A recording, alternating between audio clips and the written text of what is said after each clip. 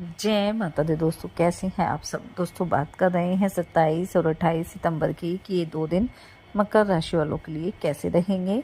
इन 2 दिनों में मकर राशि वालों को क्या खुशखबरी सुनने को मिल सकती है, किन बातों में इन्हें सावधानी रखनी चाहिए। तो इन 2 दिनों का राशिफल जानने से पहले हम इन 2 दिनों का पंचांग जान लेते हैं। 27 सितंबर 2025 दिन शनिवार रहेगा। अश्विन माह शुक्ल पक्ष की पंचमी तिथि जो 12:05 तक रहेगी। उसके बाद षष्ठी तिथि प्रारंभ हो जाएगी। प्रीति योग रहेगा जो 11:45 तक रहेगा। उसके बाद आयुष्मान योग प्रारंभ हो जाएगा। अनुराधा नक्षत्र रहेगा। चंद्रमा वृश्चिक राशि में रहेंगे। अभिजीत मुहूर्त का समय रहेगा 11:48 से 12:36 तक। राहु काल का समय रहेगा सुबह 9:11 से 10:41 तक।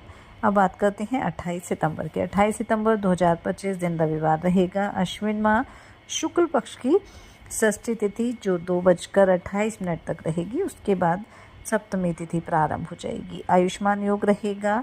ज्येष्ठा नक्षत्र रहेगा। चंद्रमा वृश्चिक राशि में रहेंगे। अभिजीत मुहूर्त का समय रहेगा 11:47 से 12:35 तक। राहु काल का समय रहेगा शाम 4:41 से 6:11 तक। 27 सितंबर का दिन ग्रह गोचर के दृष्टिकोण से बेहद महत्वपूर्ण रहने वाला है, क्योंकि ये दिन सूर्य की दृष्टि शनिदेव पर पड़ने वाली है, और जिस कारण से ये जो समय है ये सभी लोगों के जीवन में बदलाव लेकर आएगा। और शनिदेव पर सूर्य की दृष्टि से मकर राशि वालों को तरक्की के काफ़ी अच्छे अवसर मिलेंगे। कई वर्षों से रुके हुए प्रयास भी आपके सफल रहेंगे। कुछ नई योजनाओं, निवेश या संपत्ति खरीदने के लिए भी समय अच्छा रहेगा। व्यक्तिगत जीवन में भी संतुलन और सहयोग बढ़ेगा। पुराने मित्रों से मदद मिलेगी। कार्यों में मनचाही सफलता आपको प्राप्त होगी। घर और बाहर हर जगह सुख शांति बनी रहेगी। और साथ ही जैसा कि आप सब जानते ही हैं कि माँ दुर्गा के नवरात्रि चल रहे हैं, तो इस दौरान आपको पूरे विधि विधान से माँ दुर्गा की पूजा अर्चना करनी है, ताकि आपकी जो भी मनोकामना है माँ अवश्य पूरी करे। इसलिए पूरे श्रद्धा भक्ति भाव से आप दुर्गा चालीसा, दुर्गा सप्तशती, माँ दुर्गा के मंत्रों का जाप अवश्य करें। और जैसा कि आप सब जानते हैं कि इस बार नवरात्रि की एक तिथि बढ़ गई है, इसलिए 27 सितंबर को नवरात्रि का 5वां दिन रहेगा, जिस दिन माँ स्कंद माता की पूजा अर्चना की जाती है।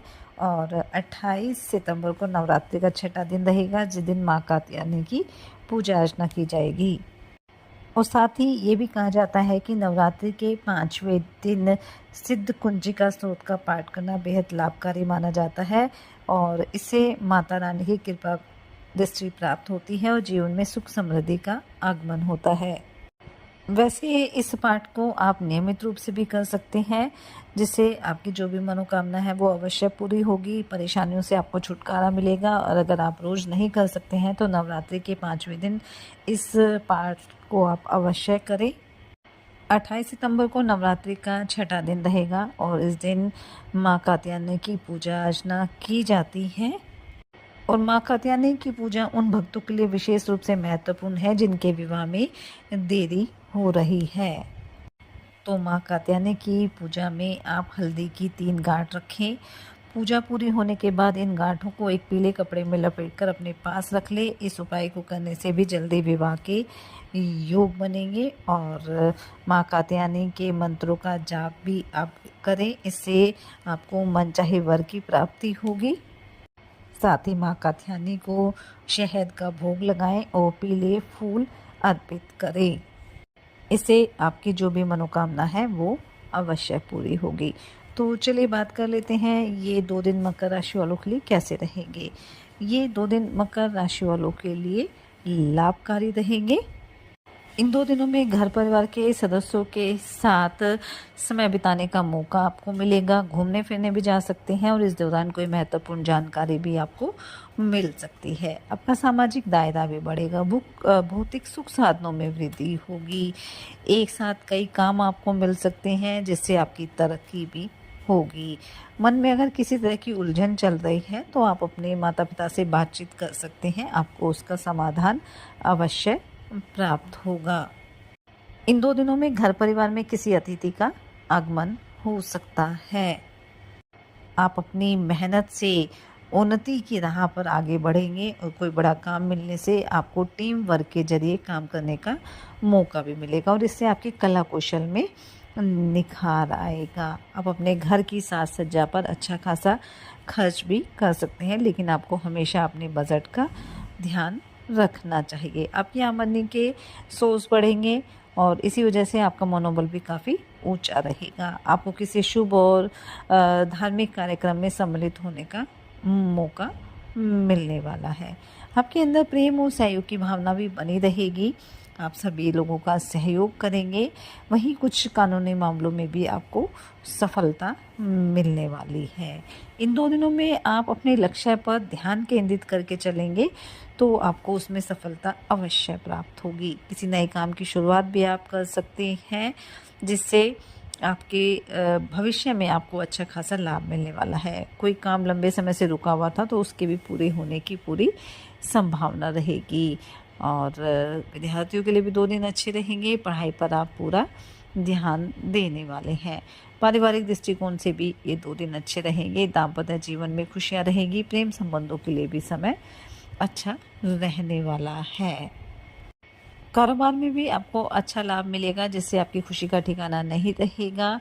वहीं कोई कॉन्ट्रैक्ट या कोई डील आप फाइनल कर सकते हैं। कारोबार को लेकर भी कोई बदलाव करना चाहते हैं तो वह भी आप कर सकते हैं। इसमें आपको सभी की सहमति भी मिलने वाली है।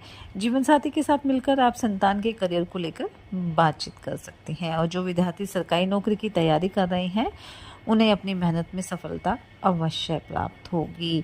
घर परिवार के सदस्य को मान सम्मान की प्राप्ति हो सकती है, जिससे समाज में आपकी एक अलग ही छवि रहने वाली है।